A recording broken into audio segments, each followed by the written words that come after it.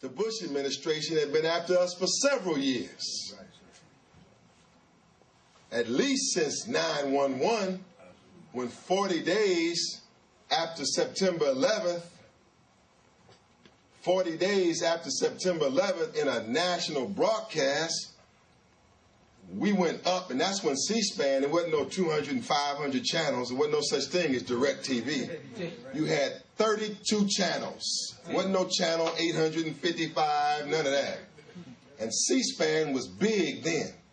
And we went up on October 31st, 2001, 40 days after 9/11, and we had a panel of radical imams, and we were the most radical out of the radical imams.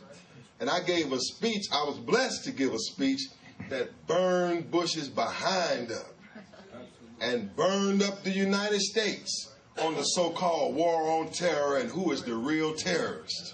And at that time, we were teaching that we don't blame it on bin Laden, we blame it on George Bush, That's right. the executioner from Texas.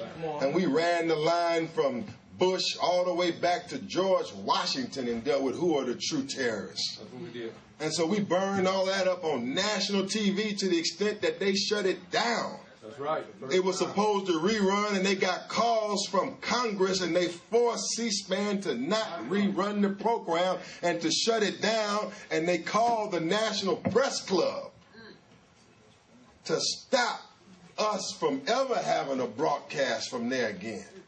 I'm talking about this little bold group of black brothers and sisters here.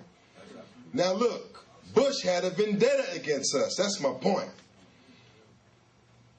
From blasting him on the mall and everywhere else we went, all the way back to when he was the governor of Texas. That's right. And in 1998, Bush was the governor of Texas.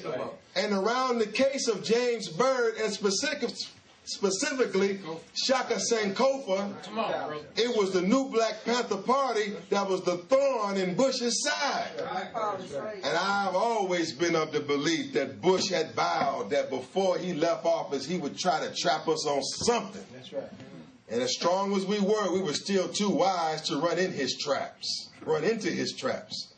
So on the last days of his administration, on the last day, November 4th, 2008, Teach the date. he gets what he wants. Teach. Some little weak charge on the new Black Panther Party of voter intimidation, That's right.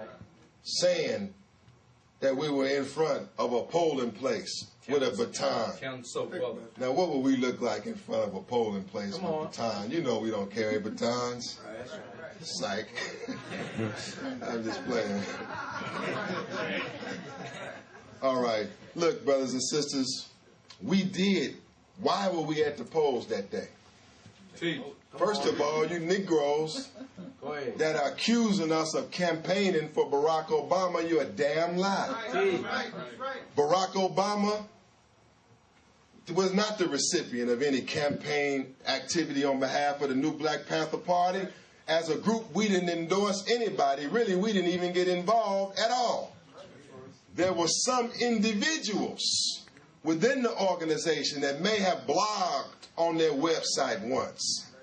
There were some individuals that may have supported him, and there were others that maybe did not. But we did not take a position in terms of backing the candidate, and I'm sure Obama didn't want us to.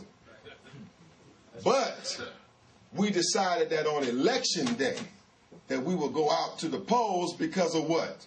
Because they said they was going to be stopping black people from coming to vote. We knew that they didn't want a black man in office, and there were strong intelligence indicators that there was going to be some trouble at the polls, and that we wanted to make sure that the police wasn't harassing our people, so we wanted to go out and do what we could.